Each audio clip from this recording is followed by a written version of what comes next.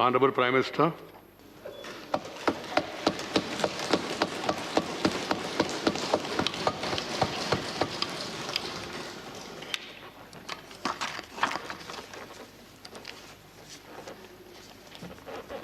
आदरणीय सभापति जी, पूरा विश्व अनेक चुनौतियों से जूझ रहा है।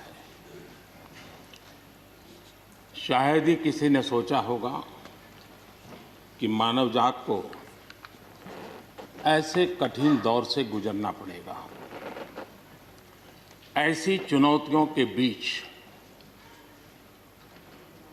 इस दशक के प्रारंभ में ही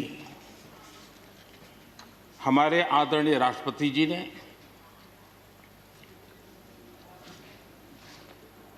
जो संयुक्त सदन में अपना उद्बोधन दिया, वो अपने आप में इस चुनौतियों भरे विश्व में एक नई आशा जगाने वाला, नया उमंग पैदा करने वाला और नया आत्मविश्वास पैदा करने वाला राष्ट्रपति जी का उद्बोधन रहा। आत्मनिर्भर भारत की राह दिखाने वाला और इस दशक के लिए एक मार्ग प्रशस्त करने वाला राष्ट्रपति जी का उद्बोधन रहा। आदरणीय सभापति जी, मैं राष्ट्रपति जी का तहे दिल से आभार व्यक्त करने के लिए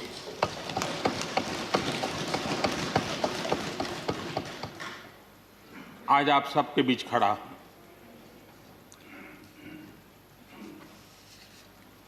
राज्यसभा में करीब 13-14 घंटे तक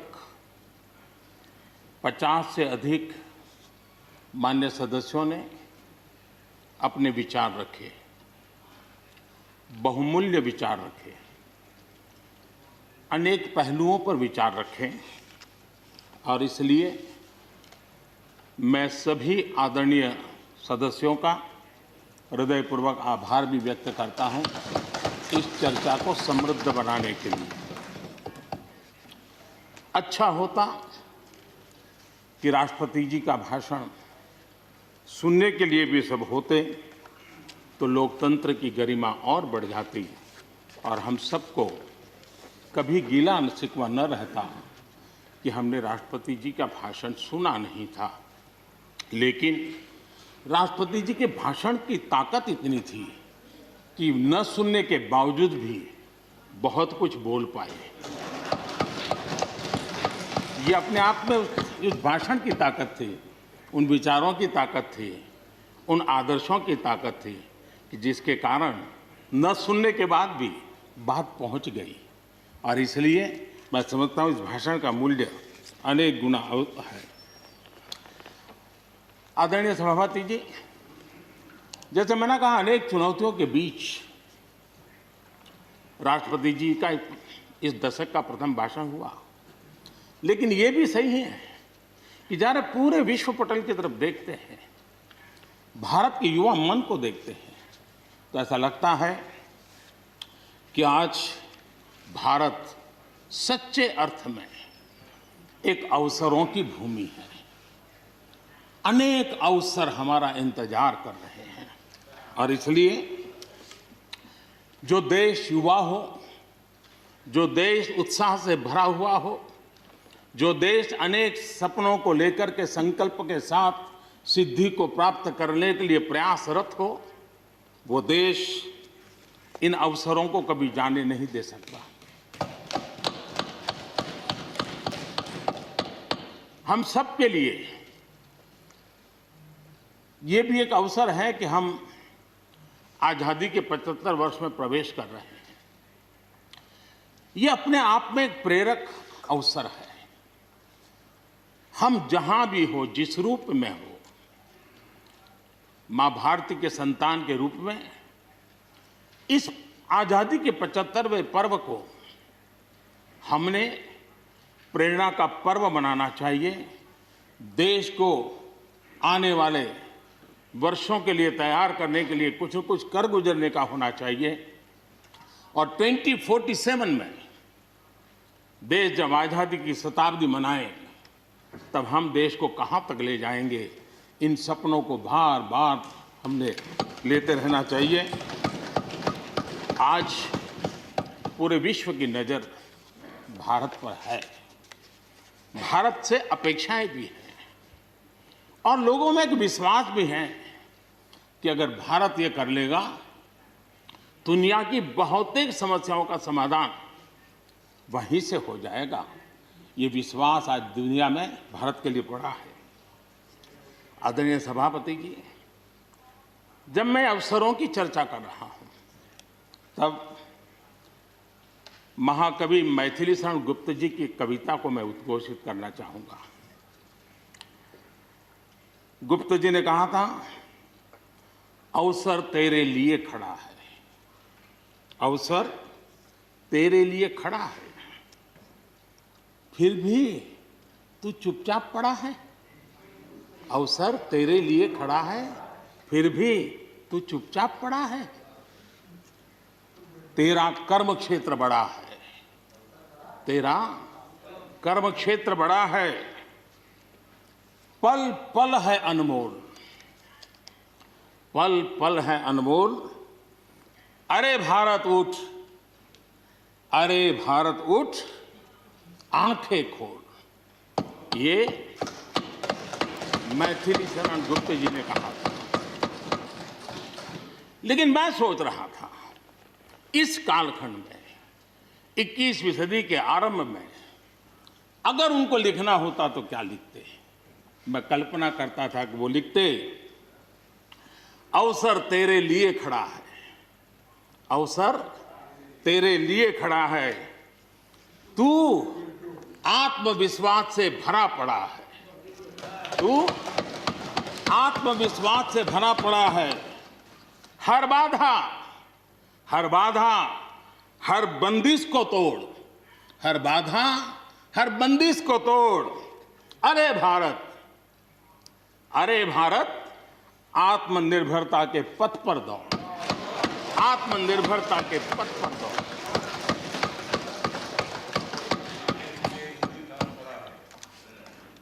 आदरणीय सभापति जी, कोरोना के दौरान किस प्रकार की वैश्विक परिस्थितियां बनी, कोई किसी की मदद कर सके ये असंभव हो गया। एक देश दूसरे देश को मदद न कर सके, एक राज्य दूसरे राज्य को मदद न कर सके, यहां तक कि परिवार का एक सदस्य दूसरे परिवार की सदस्य की मदद न कर सके, वैसा माहौल कोरोना के कारण पैदा हुआ। भारत के लिए तो दुनिया ने बहुत आशंकाएं जताई थी, विश्व बहुत चिंतित था कि अगर कोरोना के इस महामारी में अगर भारत अपने आप को संभाल नहीं पाया तो न सिर्फ भारत लेकिन पूरी मानव जात के लिए कितना बड़ा संकट आ जाएगा, ये आशंकाएं सबने जताई। करोड़ों लोग फंस जाएंगे, लाखों लोग मर जाएंगे। हमारे यहां भी डराने के लिए भरपूर बातें भी हुई। अरे ये क्यों हुआ, ये मेरा सवाल नहीं है, क्योंकि एक अननोन एनिमी क्या कर सकता है किसी को अंदाज नहीं था। हर एक ने अपने अपने तरीके से आकलन किया था। लेकिन भारत ने अपने देश के नागरिकों की रक्षा करने के लिए एक अननोन एनिमी से, और जिसकी कोई पूर्व परंपरा नहीं थी कि ऐसी चीज को ऐसे डील किया जा सकता है, इसके लिए ये प्रोटोकॉल हो सकता, कुछ पता नहीं था। एक नए तरीके से, नए सोच के साथ हर किसी को चलना था। हो सकता है कुछ विद्वान सामर्थ्यवान लोग, उनको कुछ और विचार हो सकता है, लेकिन था ये कि एक अननोन एनिमी था और हमें रास्ते भी खोजने थे, रास्ते बनाने भी थे और लोगों को बचाना भी था। उस समय जो भी ईश्वर ने बुद्धि, शक्ति, सामर्थ्य दिया, इस देश ने उसको करते हुए देश को बचाने में भरसक काम किया है। और आज दुनिया इस बात का गर्व कर रही है कि इस वाकई भारत ने दुनिया के मानव जात की रक्षा करने में बहुत बड़ी अहम भूमिका निभाई। ये लड़ाई जीतने का यश किसी सरकार को नहीं जाता है, न किसी व्यक्ति को जाता है, लेकिन हिंदुस्तान को तो जाता है। गर्व करने में क्या जाता है? विश्व के सामने आत्मविश्वास के साथ बोलने में क्या जाता है? इस देश ने किया है। गरीब से गरीब व्यक्ति ने इस बात को किया है। उन समय सोशल मीडिया में देखा होगा, फुटपाथ पर एक छोटी झोपड़ी लगा करके बैठी हुई एक बूढ़ी मां, वो भी घर के बाप की झोपड़ी के बाहर दिया जला करके भारत के शुभ के लिए कामना कर, हम उसकी मजाक उड़ा रहे हैं, उस भावनाओं का मखौल उड़ा रहे हैं। समय है, जिसने कभी स्कूल का दरवाजा नहीं देखा था, उसके मन में भी देश के लिए जो भी दिया जला करके भी देश की सेवा कर सकता हूं तो करूं, इस भाव से किया था। और उसने देश में एक सामूहिक शक्ति का जागरण किया था, अपनी शक्ति का, सामर्थ्य का परिचय करवाया था। लेकिन उसकी भी मजाक उड़ाने में मजा आ रहा है। विरोध करने के लिए कितने मुद्दे हैं जी,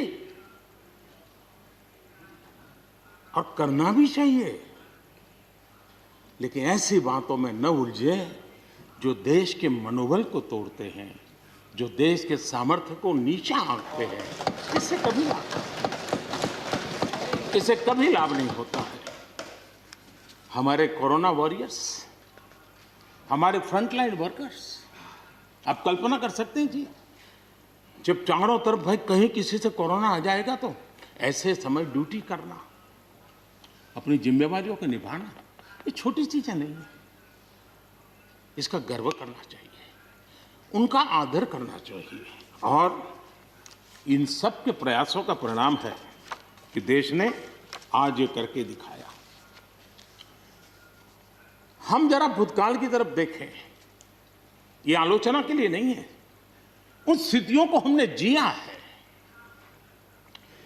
कभी चेचक की बात होती थी, कितना भय फैल जाता था, पोलियो कितना डरावना लगता था, उसकी वैक्सीन पाने के लिए क्या क्या मेहनत करनी पड़ती थी, कितनी तकलीफें उठानी पड़ती थी, मिलेगा कब मिलेगा, कितना मिलेगा, कैसे मिलेगा, कैसे लगाएंगे, एक दिन हमने बिताए हैं।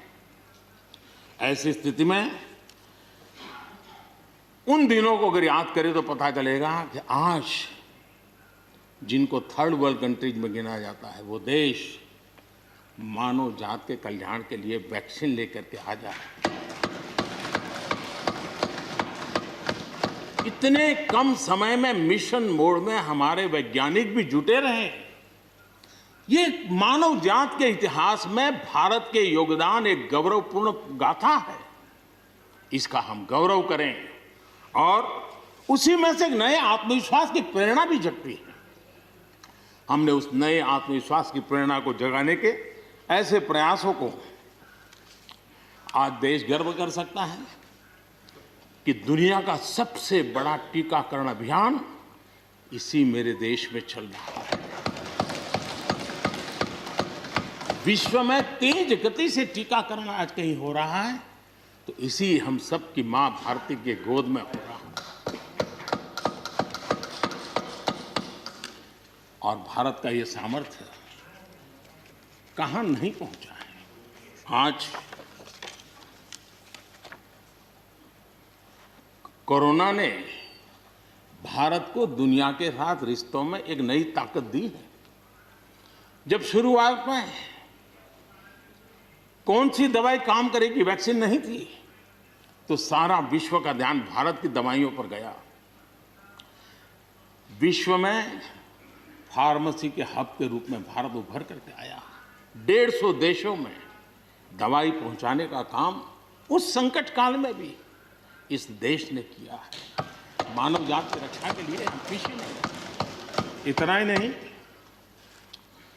इन समय वैक्सीन के संबंध में भी विश्व बड़े गर्व के साथ कहता है कि हमारे पास भारत की वैक्सीन आ गई है, हमारे पास भारत की वैक्सीन आ गई है। हम सबको मालूम है कि दुनिया के बड़े बड़े अस्पताल में भी बड़े बड़े लोग भी जब ऑपरेशन कराने जाते हैं, कोई बड़े मेजर ऑपरेशन के लिए, और ऑपरेशन थिएटर में जाने के बाद प्रक्रिया शुरू होने के पहले उसकी आंखें ढूंढती है कि कोई हिंदुस्तानी डॉक्टर है कि नहीं है। और जैसे ही एकाध टीम के अंदर एकाध भी हिंदुस्तानी डॉक्टर दिखता है ना, उसका विश्वास हो जाता है अब ऑपरेशन।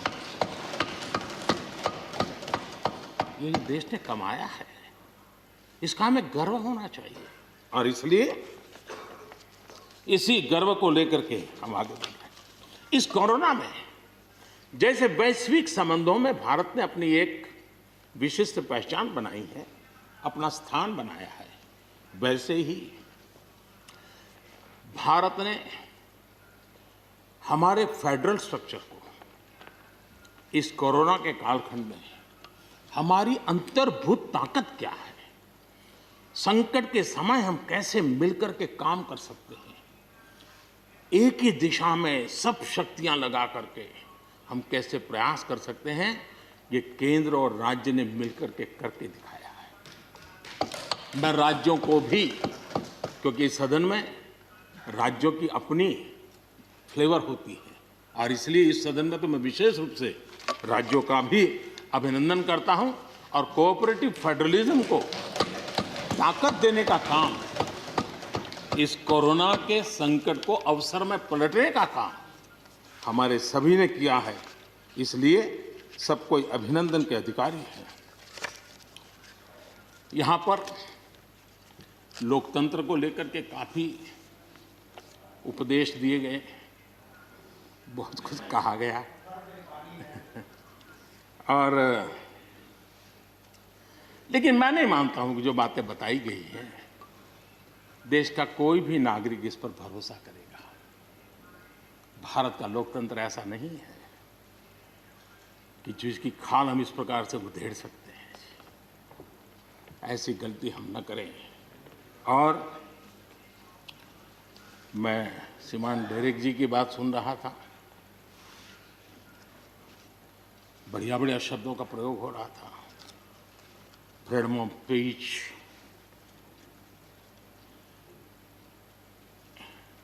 इंटिमिडेशन, हाउडिंग। जब शब्द सुन रहा था तो लग रहा था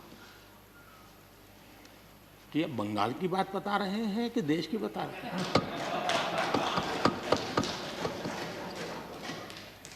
स्वाभाविक है, 24 घंटे वही देखते हैं, वही सुनते हैं, तो वही बात शायद गलती से यहाँ बता दी होगी। कांग्रेस के हमारे बाजवा साहब भी काफ़ी अच्छा बता रहे थे इस बार, और इतना लंबा खींच करके बता रहे थे तो मुझे लग रहा था बस आप थोड़ी देर में ये इमरजेंसी तक पहुंच जाएंगे।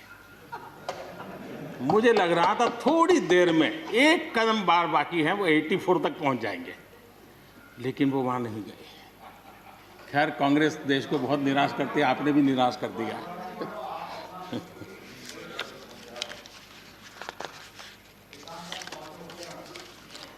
माननीय सभापति जी, मैं एक कोट इस सदन के सामने रखना चाहता हूं,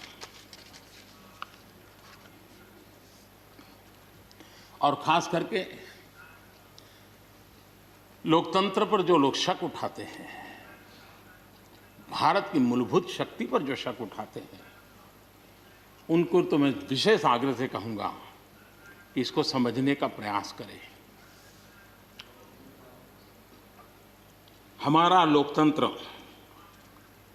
किसी भी मायने में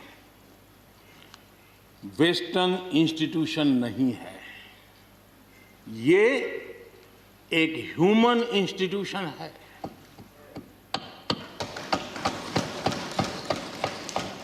भारत का इतिहास लोकतांत्रिक संस्थानों के उदाहरणों से भरा पड़ा है।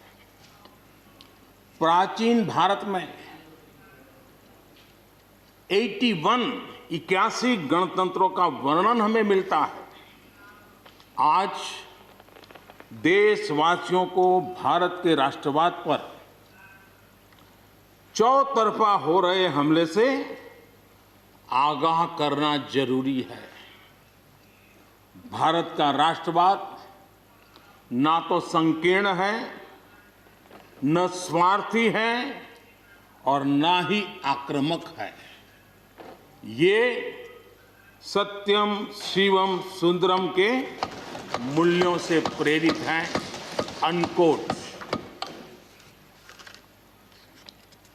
आदरणीय सभापति जी, ये कोटेशन आजाद हिंद फौज की प्रथम सरकार के प्रथम प्रधानमंत्री नेताजी सुभाष चंद्र बोस।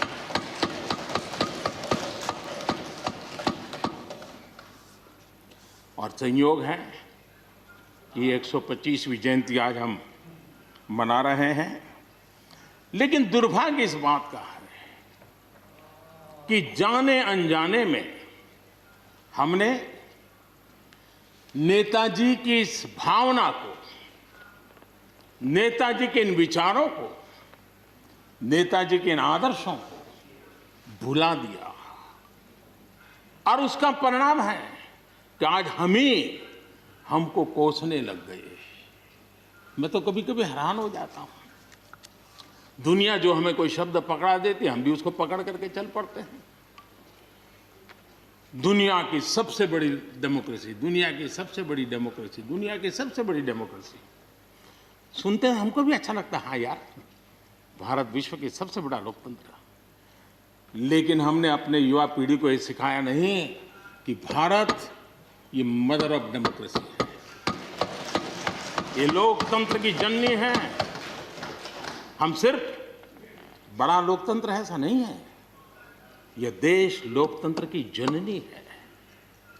ये बात हमें हमारी आने वाली पीढ़ियों को सिखानी होगी और हमें गर्व से इस बात को बोलना होगा, क्योंकि हमारे पूर्वजों ने विरासत हमें दी है। भारत की शासन व्यवस्था डेमोक्रेटिक है। सिर्फ इसी वजह से हम लोकतांत्रिक देश नहीं है।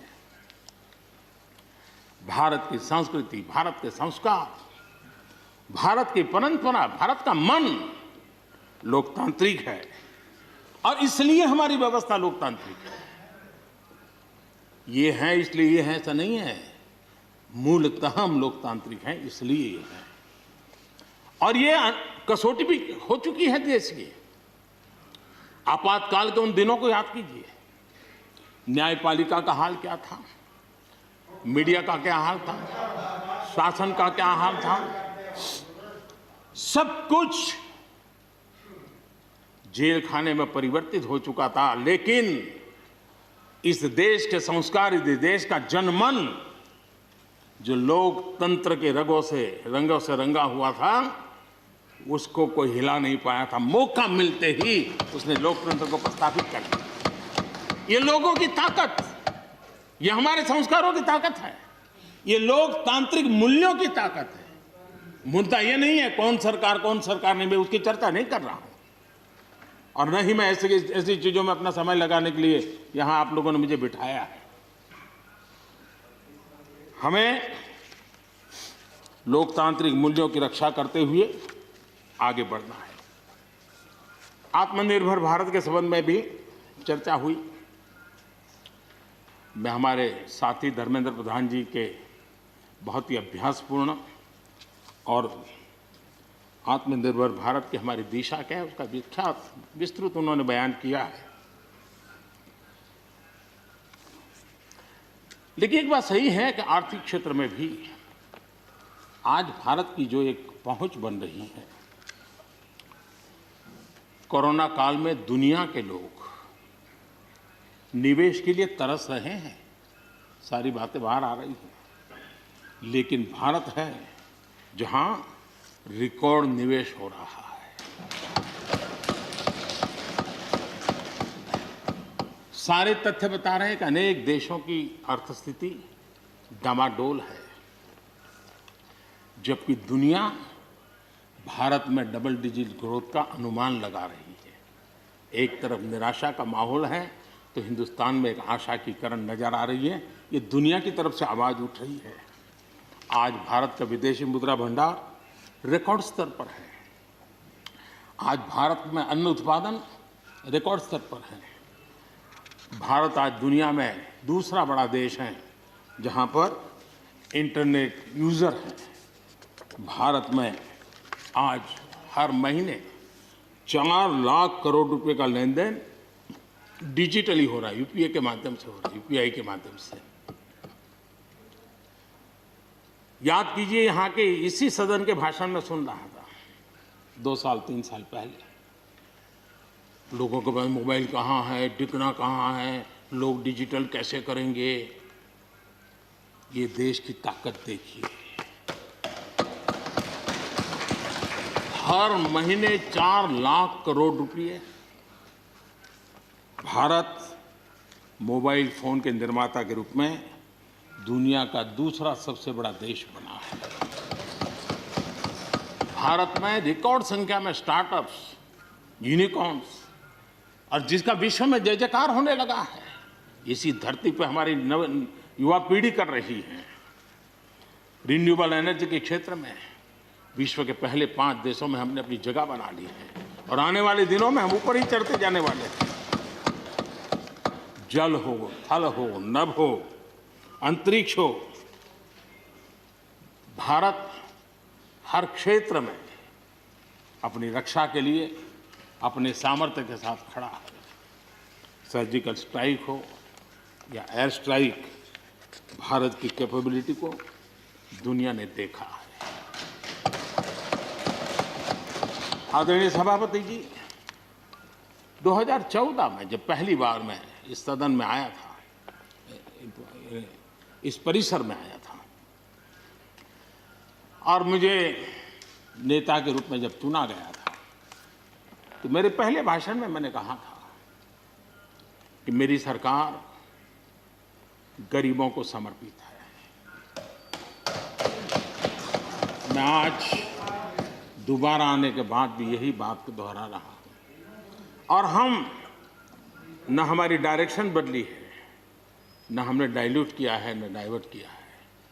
उसी मिजाज के साथ हम काम कर रहे हैं, क्योंकि इस देश में आगे बढ़ने के लिए हमें गरीबी से मुक्त होना ही होगा।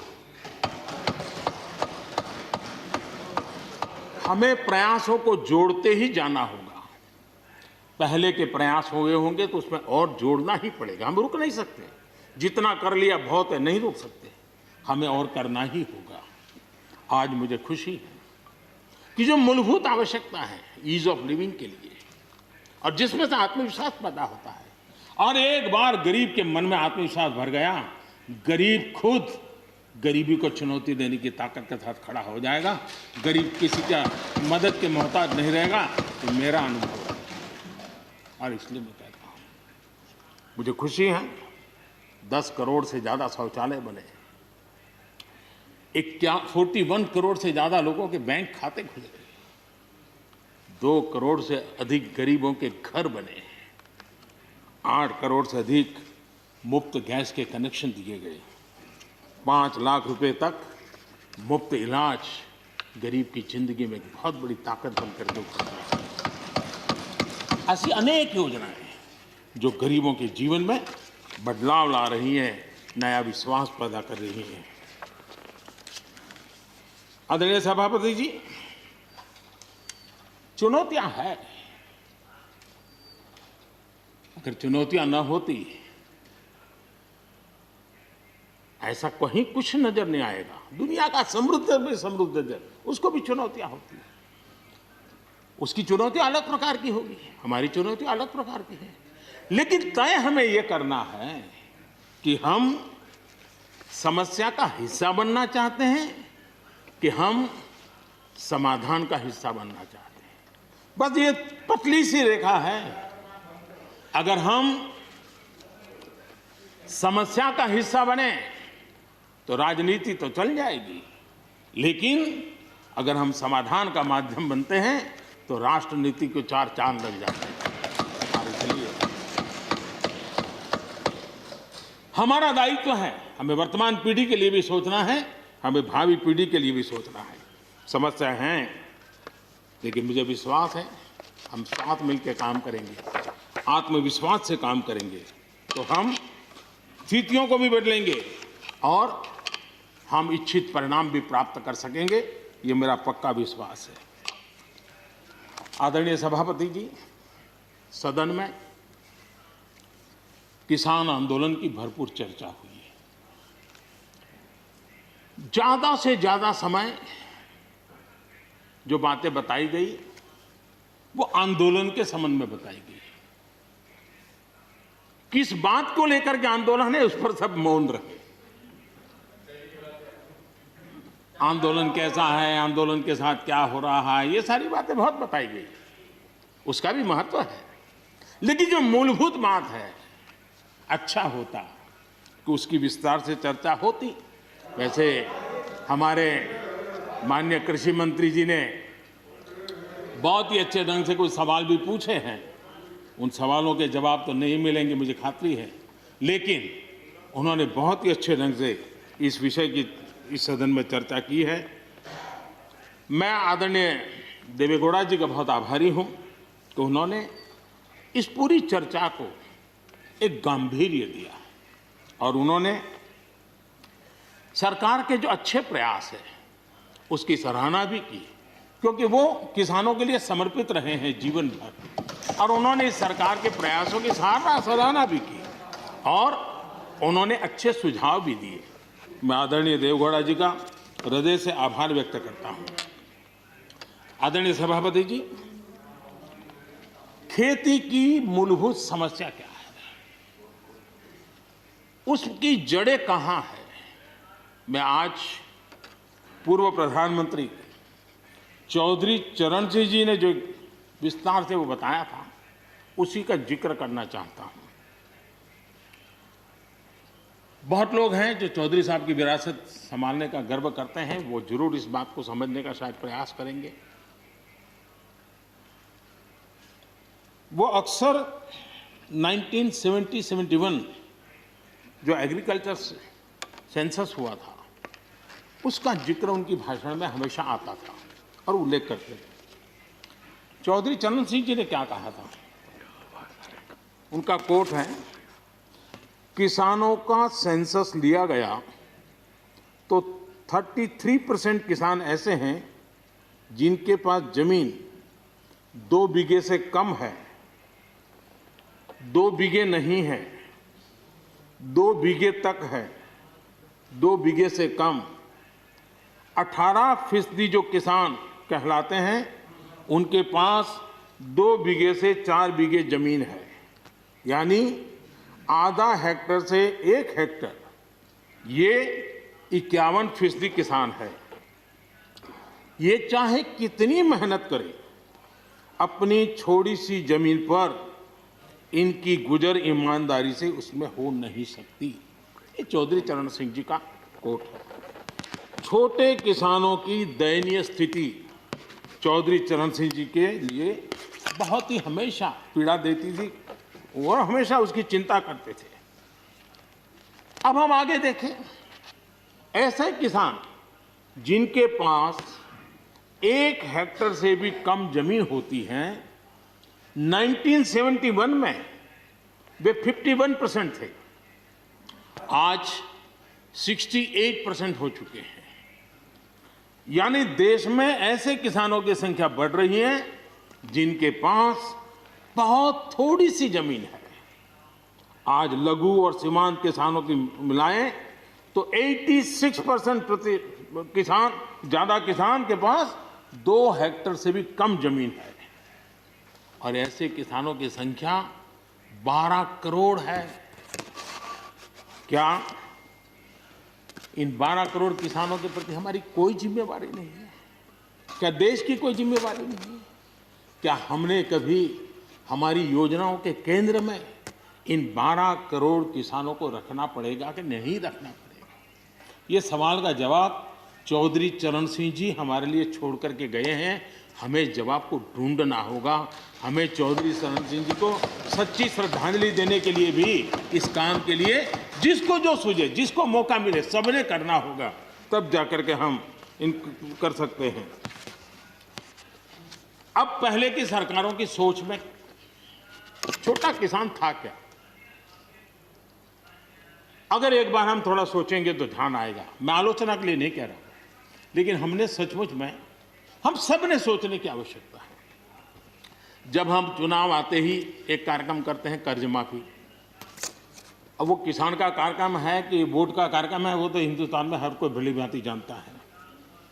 लेकिन जब कर्ज माफी करते हैं तब छोटा किसान उससे वंचित रहता है, उसके नसीब में कुछ नहीं आता है, क्योंकि कर्ज माफी जो बैंक से लोन लेता है उसके लिए होती है। छोटा किसान का बेचारा बैंक में खाता नहीं, वो कार लोन लेने जाएगा। हमने छोटे किसान के लिए नहीं किया है, भले ही हमने राजनीति कर ली हो।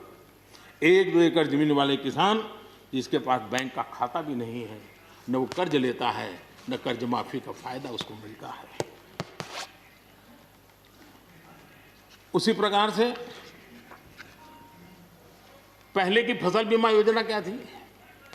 एक प्रकार से वो बीमा जो बैंक गारंटी के रूप में काम करता था, और वो भी छोटे किसान के लिए तो नसीब ही नहीं होता था। वो भी उन्हीं किसानों के लिए होता था जो बैंक से लोन लेता था और उसका इंश्योरेंस होता था, तो बैंक वालों को भी एक विश्वास हो जाता था, चल जाता था। आज 2 हेक्टेयर से कम कितने किसान हो गए जो बैंक से लोन? सिंचाई की सुविधा भी छोटे किसान के नसीब नहीं हुई। बड़े किसान तो बड़ा बड़ा पंप लगा देते थे, ट्यूबवेल कर देते थे, बिजली भी ले लेते थे और बिजली भी मुफ्त मिल जाती थी, उनका काम चल जाता था। छोटे किसान के लिए तो सिंचाई के भी लिए दिक्कत थी, वो तो कभी ट्यूबवेल लगा ही नहीं सकता था, कभी कभी तो उसको बड़े किसान से पानी खरीदना पड़ता था और जो दाम मांगे वो दाम देना पड़ता था। यूरिया, बड़े किसान को यूरिया प्राप्त करने का कोई प्रॉब्लम नहीं था। छोटा किसान को रात रात लाइन में खड़े रहना पड़ता था, उस पर डंडे चलते थे और कभी कभी तो बेचारा यूरिया के बिना घर वापस लौट जाता था। ये हम छोटे किसानों के हाल जानते हैं। 2014 के बाद हमने कुछ परिवर्तन किए। हमने फसल बीमा योजना का दायरा बढ़ा दिया ताकि किसान, छोटा किसान भी उसका फायदा ले सके, और बहुत मामूली रकम से ये काम शुरू किया। और पिछले 4-5 साल में फसल बीमा योजना के तहत 90,000 करोड़ रुपए, ये छोटी रकम नहीं है, 90,000 करोड़ रुपए उसके क्लेम किसानों को मिले। कर्ज माफी से भी आंकड़ा बड़ा हो जाता है।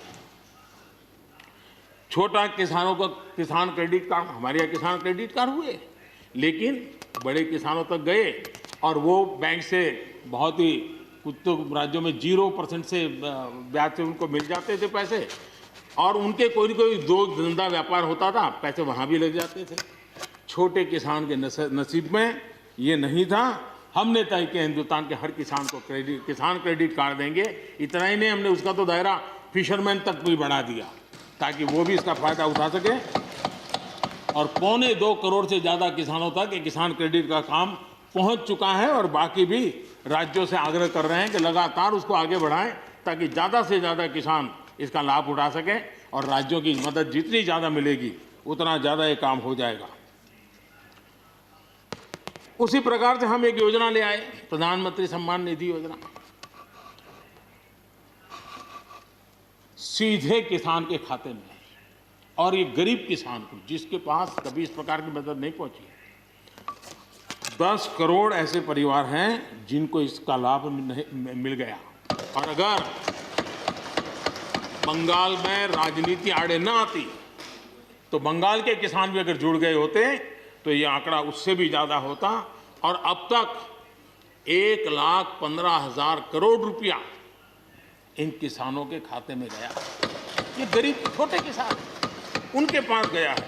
हमारी सब योजनाओं के केंद्र बिंदु में सॉइल हेल्थ कार्ड, हमने 100% सॉइल हेल्थ कार्ड की बात कही, ताकि हमारे छोटे किसान को भी उसकी ज़मीन कैसी है, कौन सी उपज के लिए योग्य होगा, हमने 100% सॉइल हेल्थ कार्ड के लिए काम किया।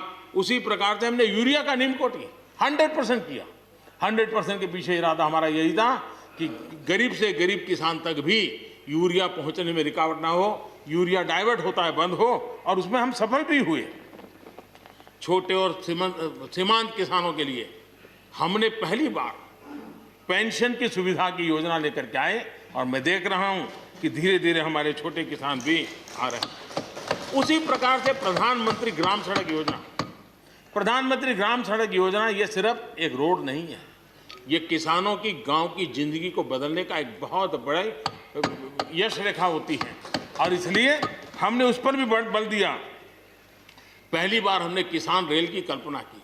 छोटा किसान का माल बिकता नहीं था, आज किसान रेल के कारण गांव का किसान रेलवे के माध्यम से मुंबई के बाजार तक अपना माल बेचने लगा, फल सब्जी बेचने लगा है, उसका लाभ ले रहा है, छोटे किसान को फायदा हो रहा है। किसान उड़ान के द्वारा हवाई जहाज से, अब जैसे हमारे नॉर्थ ईस्ट इतनी बढ़िया बढ़िया चीजें, लेकिन ट्रांसपोर्टेशन सिस्टम के अभाव में वहां का किसान हमारा बेनिफिट नहीं ले पाता था, आज उसको किसान उड़ान योजना का लाभ मिल रहा है। छोटे किसानों की परेशानियों से हर कोई परिचित है। समय समय पर उनके सशक्तिकरण की मांग भी उठी है। हमारे आदरणीय शरद पवार जी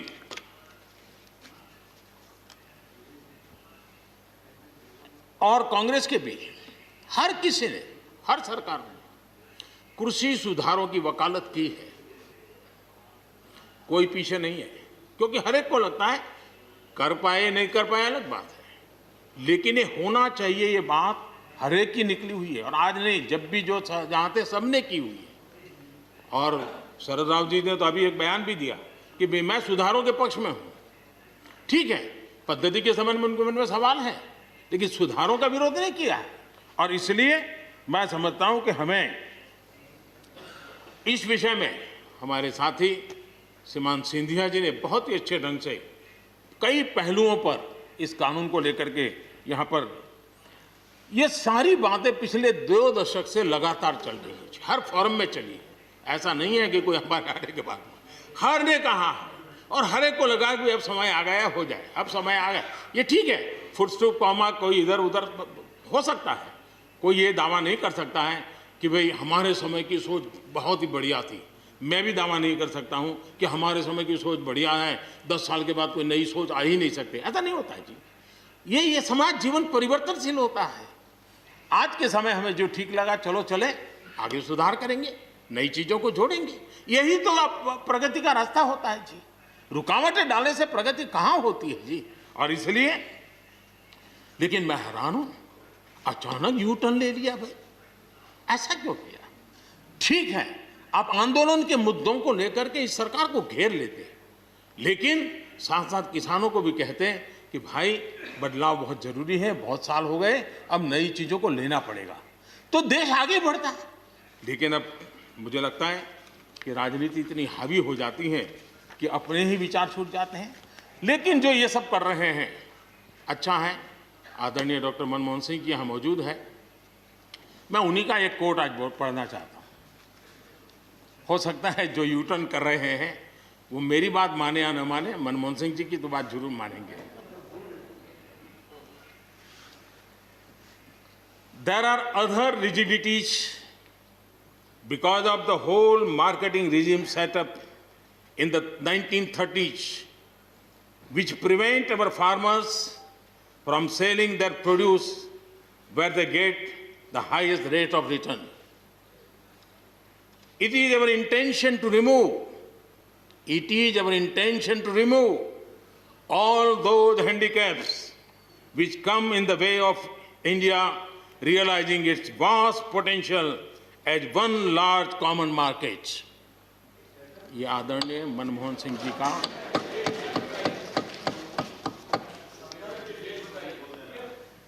आदरणीय मनमोहन सिंह जी ने किसान को उपज बेचने की आज़ादी दिलाने, भारत को एक कृषि बाजार दिलाने के संबंध में अपना इरादा व्यक्त किया था और वो काम हम कर रहे हैं।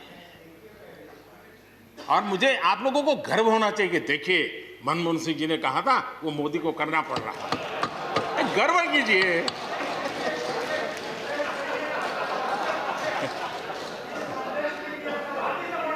Please please.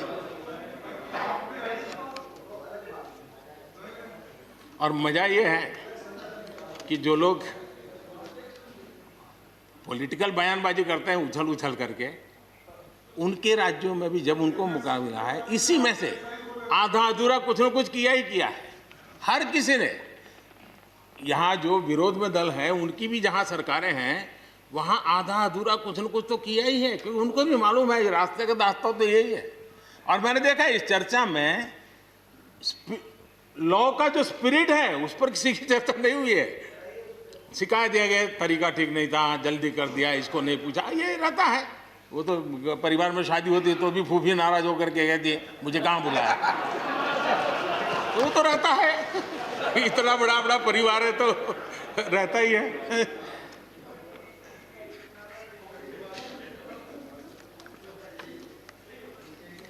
हम कुछ और बातों की ओर भी ध्यान दें। अब देखिए, दूध उत्पादन किसी बंधनों में बंधा हुआ नहीं है, न पशुपालक बंधनों में बंधा हुआ है, न दूध बंधनों में बंधा हुआ। लेकिन मजा देखिए, दूध के क्षेत्र में या तो प्राइवेट या कोऑपरेटिव दोनों ने एक ऐसी बड़ी मजबूत चेन बनाई है, दोनों मिलकर के इस काम को कर रहे हैं और एक बेहतरीन सप्लाई चेन हमारे देश में बनी है। इसको हमने जो अच्छा है उसको, और ये मेरे काल में नहीं बना है, आप भी इसका गर्व कर सकते हैं, मेरे काल से पहले बना हुआ है, हमें गर्व करना चाहिए। फल सब्जी से जुड़े व्यवसाय में ज्यादातर बाजारों का सीधा संपर्क रहता है, बाजारों की दखल हट गई है, इसका लाभ मिल रहा है। क्या डेयरी वाले, फल सब्जी खरीदने वाले उद्यमी, पशुपालकों की किसान, क्या जमीन पर कब्जा हो जाता है उनका? पशुपालन पर, पशु पे कब्जा हो जाता है? नहीं होता, दूध बिकता है, पशु नहीं बिकता है जी। हमारे देश में डेयरी उद्योग का योगदान कृषि अर्थव्यवस्था के कुल मूल्य में 28% से भी ज्यादा है। यानी इतना बड़ा हम एग्रीकल्चर की चर्चाएं करते हैं, इस पहलू को हम भूल जाते हैं। 28% कंट्रीब्यूशन है और करीब करीब 8 लाख करोड़ रुपयों का कारोबार है। जितने रुपये का दूध होता है उसका मूल्य अनाज और दाल दोनों मिला ले तो उससे ज्यादा है। हम कभी इस तरफ देखते ही नहीं है। पशुपालकों को पूरी आजादी, अनाज और दाल पैदा करने वाले छोटे और सीमांत किसानों को जैसे पशुपालक को आजादी मिली है, इनको आजादी क्यों नहीं मिलनी चाहिए? और इन सवालों के जवाब हम ढूंढेंगे तो हम सही रास्ते पर चलेंगे। आदरणीय सभापति जी, ये बात सही है, जैसा हम लोगों की स्वभाव रहा है, घर में भी थोड़ा सा भी परिवर्तन करना हो तो घर में भी एक तनाव शुरू है। चेयर यहाँ क्यों रखी, टेबल यहाँ क्यों रखा, घर में भी होता है। इतना बड़ा देश है और जिस प्रकार की परंपराओं से हम पले बड़े हैं, तो ये मैं स्वाभाविक मानता हूँ। जब भी कोई नई चीज़ आती है तो थोड़ा बहुत रहता ही हमारे यहाँ, क्योंकि असमंजस की स्थिति भी रहती है। लेकिन जरा वो दिन याद कीजिए जब हरित क्रांति की बातें होती थी। हरित क्रांति के समय जो कृषि सुधार हुए, तब भी जो आशंकाएं हुई, जो आंदोलन हुए, ये वेल डॉक्यूमेंटेड है और ये देखने जैसा है। कृषि सुधार के लिए सख्त फैसले लेने के उस दौर में शास्त्री जी का हाल ये था कि अपने साथियों में से कोई कृषि मंत्री बनने को तैयार नहीं होता था, क्योंकि लगता था कि ऐसा है हाथ जल जाएंगे और किसान नाराज हो जाएंगे तो मेरी तो राजनीति समाप्त हो जाएगी। ये शास्त्री जी के समय की घटनाएं हैं। और अंत में शास्त्री जी को सी सुब्रमण्यम जी को कृषि मंत्री बनाना पड़ा था। और उन्होंने रिफॉर्म्स की बातें की। योजना आयोग ने भी उसका विरोध किया था। मजा देखिए, योजना आयोग ने भी विरोध किया था। वित्त मंत्रालय सहित पूरी कैबिनेट के अंदर भी विरोध का स्वर उठा था। लेकिन देश की भलाई के लिए शास्त्री जी आगे बढ़े और लेफ्ट पार्टी जो आज भाषा बोलते हैं ना, वही उस समय बोलते थे। वो यही कहते हैं, अमेरिका के इशारे पर शास्त्री जी ये कर रहे हैं, अमेरिका के इशारे पर कांग्रेस ये कर रही है। सारा जितना आज मेरे खाते में जमा है ना, वो पहले आपके यहाँ बैंक में अकाउंट में था। सब कुछ अमेरिका के एजेंट कह दिया जाता था हमारे नेता, कांग्रेस के नेताओं को। ये सब कुछ लेफ्ट वाले जो आज भाषा बोलते हैं, वो उस समय भी उन्होंने यही भाषा बोली थी। कृषि सुधारों को छोटे किसानों को बर्बाद करने वाला बताया गया था। देश भर में हजारों प्रदर्शन आयोजित हुए थे, बड़ा मूवमेंट चला था। इसी माहौल में भी लाल बहादुर शास्त्री जी और उसके बाद की सरकार जो करती रही, उसी का परिणाम है कि जो हम कभी PL 480 मंगवा करके खाते थे, आज देश अपने किसान ने अपनी मिट्टी से पैदा की चीजों को खाता है।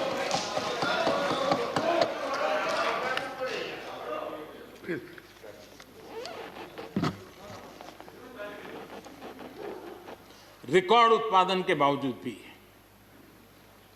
हमारे कृषि क्षेत्र में समस्याएं हैं।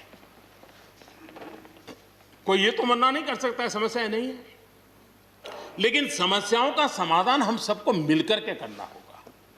और मैं मानता हूं कि अब समय ज्यादा इंतजार नहीं करेगा। हमारे राम गोपाल जी ने बहुत ही अच्छी बात कही कि उन्होंने कहा कि कोरोना लॉकडाउन में भी हमारे किसानों ने रिकॉर्ड उत्पादन किया। सरकार ने भी बीज, खाद, सारी चीजें कोरोना काल में भी पहुंचाने में कोई कमी नहीं होने दी, कोई संकट नहीं आने दिया। और उसका सामूहिक परिणाम मिला कि देश के पास यह भंडार भरा रहा। उपज की रिकॉर्ड खरीदी भी इस कोरोना काल में ही हुई। तो मैं समझता हूं कि हमने नए नए उपाय खोज करके आगे बढ़ना होगा। और जैसा मैंने कहा, कोई भी हम कई कानून है, हर कानून में 2 साल 5 साल के बाद, कभी 2 महीने 2-3 महीने के बाद सुधार करते ही करते हैं।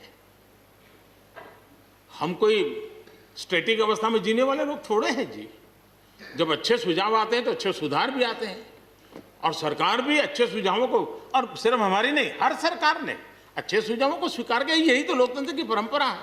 और इसलिए अच्छा करने के लिए अच्छे सुझावों के साथ, अच्छे सुधारों की तैयारी के साथ हम सबको आगे बढ़ना चाहिए। मैं आप सबको निमंत्रण देता हूं, आइए हम देश को आगे ले जाने के लिए, कृषि क्षेत्र की समस्याओं का समाधान करने के लिए आंदोलनकारियों को समझाते हुए हमने देश को आगे ले जाना होगा।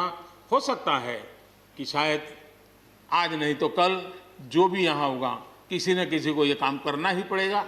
आज मैंने किया है, गालियाँ मेरे खाते में जाने दो, लेकिन इस अच्छा करने में आप जुड़ जाओ।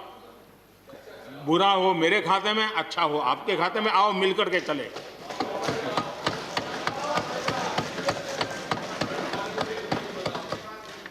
और मैं लगातार, हमारे कृषि मंत्री जी लगातार किसानों से बातचीत कर रहे हैं, लगातार मीटिंगें हो रही हैं, और अभी तक कोई तनाव पैदा नहीं हुआ है।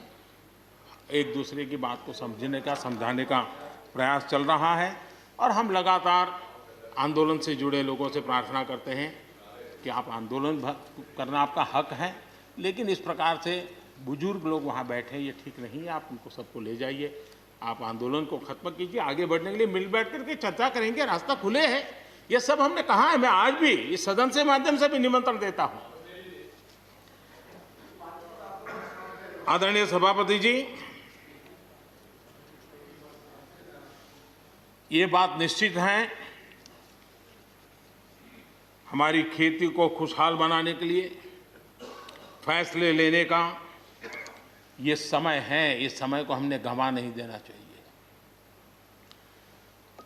हमें आगे बढ़ना चाहिए, देश को पीछे नहीं ले जाना चाहिए।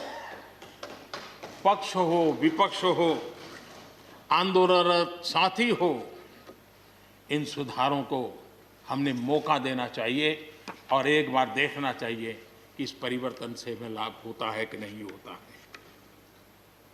कोई कमी हो तो उसको ठीक करेंगे और कहीं ढिलाई है तो उसको कसेंगे। ऐसा तो है नहीं कि सब दरवाजे बंद कर दिए बस। और इसलिए मैं कहता हूं, मैं विश्वास दिलाता हूं कि मंडियां अधिक आधुनिक बने, अधिक प्रतिस्पर्धी होगी। इस बार बजट में भी उसके लिए हमने प्रावधान किया है। इतना ही नहीं, एमएसपी है, एमएसपी था, एमएसपी रहेगा। इस सदन की पवित्रता समझे हम। जिन 80 करोड़ से अधिक लोगों को सस्ते में राशन दिया जाता है, वो भी कंटिन्यू रहेगा।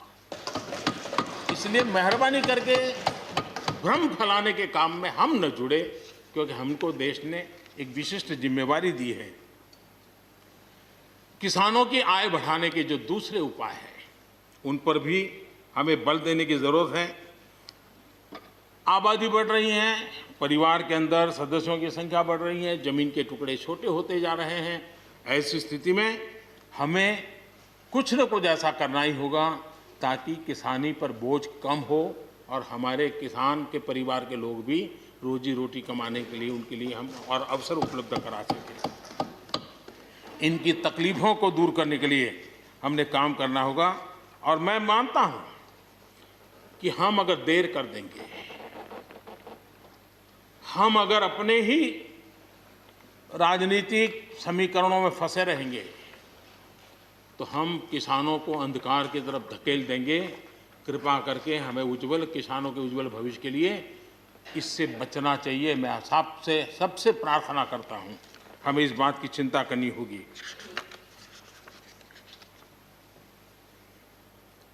आदरणीय सभापति जी,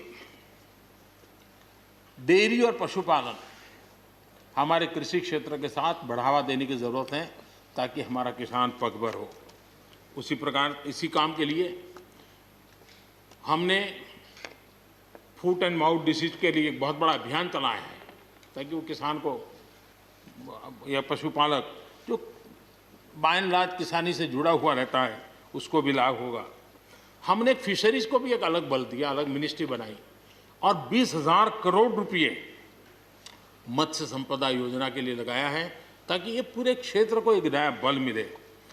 स्वीट रिवॉल्यूशन, भारत में बहुत संभावनाएं हैं और इसलिए भारत ने किसान, उसके लिए बहुत जमीन की जरूरत नहीं, अपने ही खेत के कोने में वो कर दें तो भी साल में 40,000, 50,000, लाख रुपया, 2 लाख रुपया कमा लेगा वो। और इसलिए हम स्वीट रिवॉल्यूशन, शहद के लिए, हनी के लिए, उसी प्रकार से बी वैक्स, दुनिया में बी वैक्स की मांग है, भारत बी वैक्स एक्सपोर्ट कर सकता है। हमने उसके लिए एक माहौल बना और किसान के खेत में ही छोटे किसान होगा तो एक कोने में वो एक नई कमाई कर सकता है। हमने इसको जोड़ना होगा। और मधुमक्खी पालन के लिए कोई सैकड़ों एकड़ जमीन की जरूरत नहीं है, वो आराम से अपने यहाँ कर सकता है। सोलर पंप, सोलर हम कहते हैं अन्नदाता ऊर्जादाता बने, उसके खेत में ही वो अपनी सोलार सिस्टम से ऊर्जा भी पैदा करे, सोलार पंप चलाए, अपनी पानी की आवश्यकता को पूरी करे, उसके खर्च को, बोझ को बंद करे और फसल एक लेता है तो 2 ले, 2 लेता है तो 3 ले। क्रॉप पैटर्न में बदल करना है तो बदल कर सके, उसकी दिशा में हम जा सकते हैं। और एक बात है, भारत की ताकत ऐसी समस्याओं के समाधान करने की और नए रास्ते खोजने की रही है, आगे भी खुलेंगे। लेकिन कुछ लोग हैं जो भारत अस्थिर रहे, अशांत रहे, इसे लगातार कोशिशें कर रहे हैं। हमें इन लोगों को जानना होगा। हम ये न भूलें कि पंजाब के साथ क्या हुआ। जब बंटवारा हुआ, सबसे ज्यादा भुगतना पड़ा पंजाब को। जब 84 के दंगे हुए, सबसे ज्यादा आंसू बहे पंजाब के, सबसे ज्यादा दर्दनाक घटनाओं का शिकार होना पड़ा पंजाब को। जो जम्मू कश्मीर में हुआ, निर्दोषों को मौत के घाट उतार दिया गया। जो नॉर्थ ईस्ट में होता रहा, आए दिन बम बंदूक और गोलियों का कारोबार चलता रहा। ये सारी चीजों ने देश को किसी न किसी रूप में बहुत नुकसान किया है। इसके पीछे कौन ताकतें हैं, हर समय हर सरकारों ने इसको देखा है, जाना है, परखा है, और इसलिए हमें उस जज्बे से इन सारी समस्याओं के समाधान के लिए हम तेजी से आगे बढ़े। और हम ये न भूलें कि कुछ लोग हमारे खास करके पंजाब के, खास करके सिख भाइयों के दिमाग में गलत चीजें भरने में लगे हैं। ये देश हर सिख के लिए गर्व करता है। देश के लिए क्या कुछ नहीं किया इन्होंने, उनका जितना हम आदर करें उतना कम है। गुरुओं की महान परंपरा को, और मेरा भाग्य रहा है मुझे पंजाब की रोटी खाने का अवसर मिला है। मैं जिंदगी में बहुत महत्वपूर्ण वर्ष पंजाब में बिताए हैं, इसलिए मुझे मालूम है।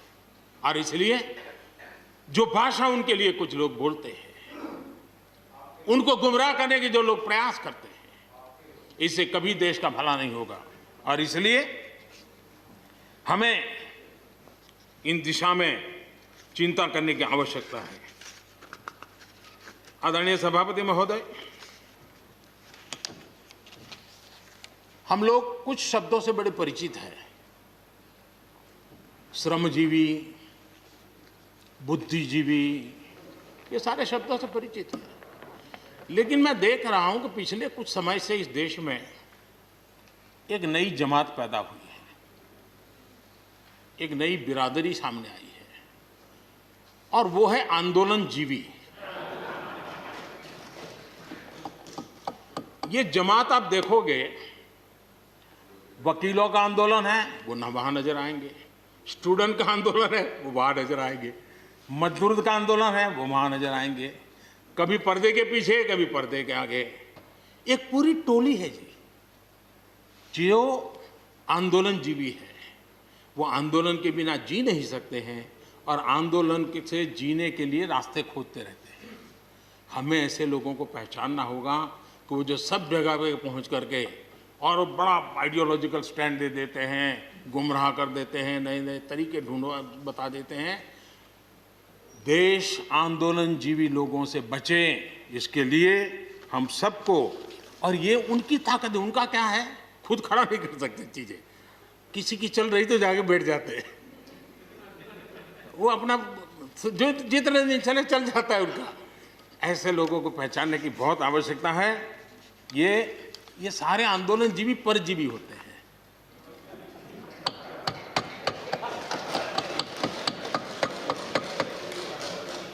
और यहां पर सब लोगों को मेरी बात से आनंद इसलिए होगा कि आप जहां जहां सरकारें चलाते होंगे, आपको भी ऐसे परजीवी आंदोलनजीवियों का अनुभव होता हो। और इसलिए उसी प्रकार से एक नया मैं चीज देख रहा हूं, देश प्रगति कर रहा है, हम एफडीआई की बात कर रहे हैं, फॉरेन डायरेक्ट इन्वेस्टमेंट। लेकिन मैं देख रहा हूं इन दिनों एक नया एफडीआई मैदान में आया है। ये नए एफडीआई से देश को बचाना है। एफडीआई चाहिए, फॉरेन डायरेक्ट इन्वेस्टमेंट। लेकिन ये जो नया एफडीआई नजर का आ रहा है, ये नए एफडीआई से जरूर बचना होगा। और ये नया एफडीआई है foreign destructive ideology, foreign destructive ideology. और इसलिए इस एफडीआई से देश को बचाने के लिए हमने और जागरूक रहने की जरूरत है। आदरणीय सभापति जी, हमारे देश के विकास के लिए ग्रामीण अर्थव्यवस्था, इसका अपना एक मूल्य है। ग्रामीण अर्थव्यवस्था हमारे आत्मनिर्भर भारत का एक अहम स्तंभ है। आत्मनिर्भर भारत ये किसी सरकार का कार्यक्रम नहीं हो सकता है और होना भी नहीं चाहिए। ये 130 करोड़ देशवासियों के संकल्प होने चाहिए। हमें गर्व होना चाहिए और इसमें कोई दुविधा नहीं होनी चाहिए। और महात्मा गांधी जैसे महापुरुषों ने हमें यही रास्ता दिखाया था। अगर हम वहां से थोड़े हट गए हैं तो वापस उस पटरी पर आने की जरूरत है और आत्मनिर्भर भारत के रास्ते पर हमको बढ़ना ही होगा। गांव और शहर की खाई को अगर हमें पाटना है तो उसके लिए भी हमें आत्मनिर्भर भारत की ओर बढ़ना ही होगा। और मुझे विश्वास है कि हम उन बातों को लेकर के जब आगे बढ़ रहे हैं तो हमारे देश के सामान्य मानवी का विश्वास बढ़े। जैसे अभी प्रश्नोत्तर काल के अंदर जल जीवन मिशन की चर्चा हो रही थी।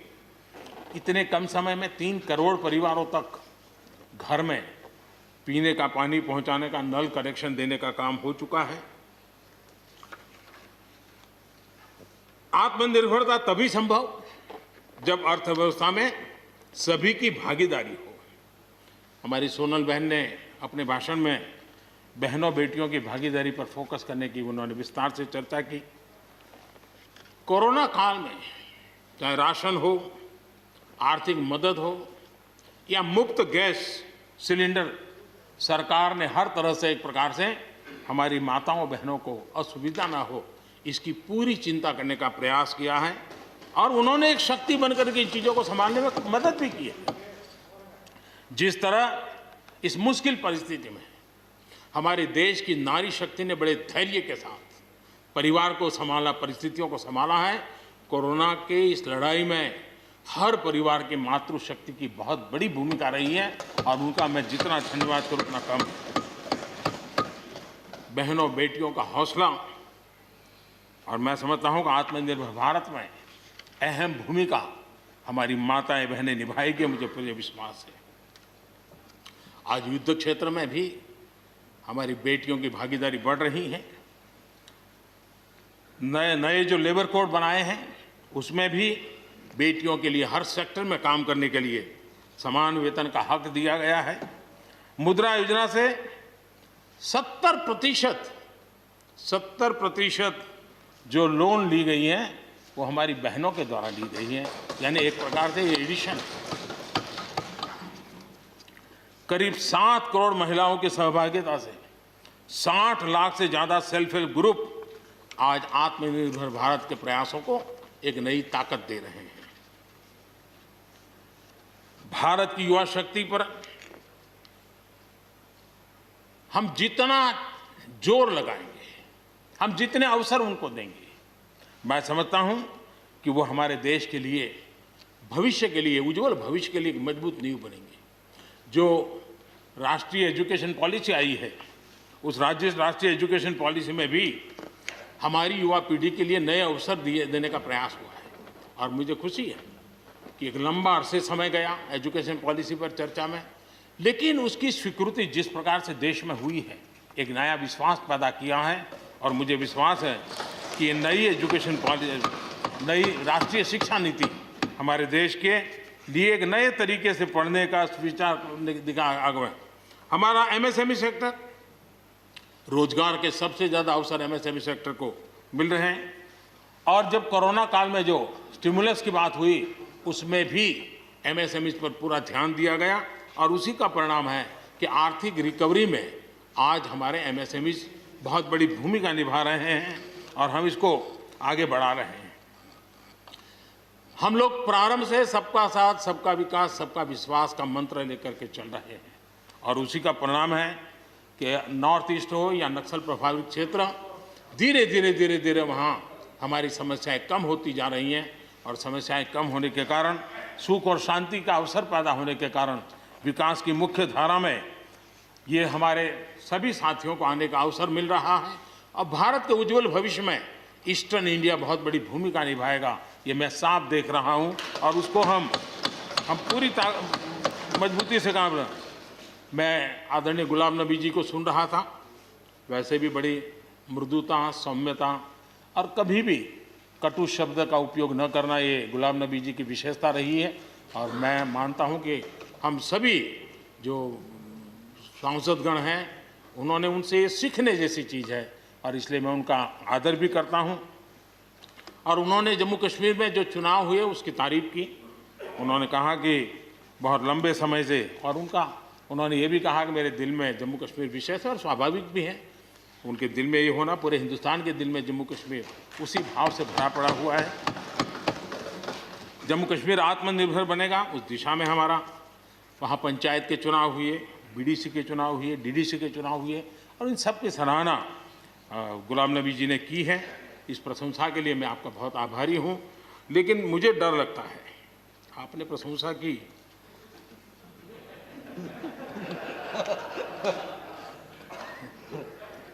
मुझे विश्वास है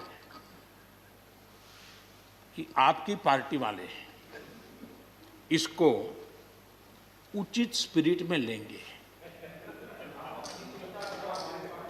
गलती से G23 की राय मान करके कुछ उल्टा न कर दे।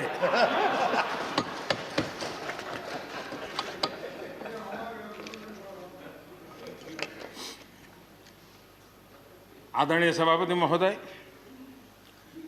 कोरोना के चुनौतीपूर्ण दौर में सीमा पर भी चुनौती देने की कोशिश हुई। हमारे वीर जवानों के हौसले और कुशलता ने सटीक जवाब दिया है और हर हिंदुस्तानी को इस बात का गर्व होना चाहिए। मुश्किल परिस्थितियों में भी हमारे जवान डट करके खड़े रहे हैं। तमाम साथियों ने भी हमारे जवानों के शौर्य की सराहना की है, मैं उनका आभारी हूं। LAC पर जो स्थिति बनी है उस पर भारत का रुख बहुत स्पष्ट है और देश इसको भली भांति देख भी रहा है और गर्व भी कर रहा है।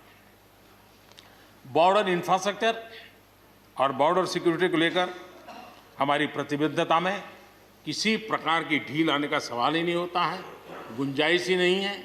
और जो लोग हमारा लालन पालन और हमारे विचारों का हमारा उछेर देखते हैं वो कभी इस विषय में हमें सवाल ही नहीं करेंगे। उनको मालूम है हम इसके लिए डटे हुए रहने वाले लोग हैं और इसलिए हम इन विषयों में कहीं पर भी पीछे नहीं हैं। आदरणीय सभापति जी, इस सदन की उत्तम चर्चा के लिए मैं सबका धन्यवाद करते हुए आखिर में एक मंत्र का उल्लेख करते हुए अपनी वाणी को मैं विराम दूंगा। हमारे यहाँ वेदों में एक महान विचार प्राप्त होता है और हम सब के लिए 130 करोड़ देशवासियों के लिए ये मंत्र अपने आप में बहुत बड़ी प्रेरणा है। वेदों का ये मंत्र कहता है, अयुतो अहम,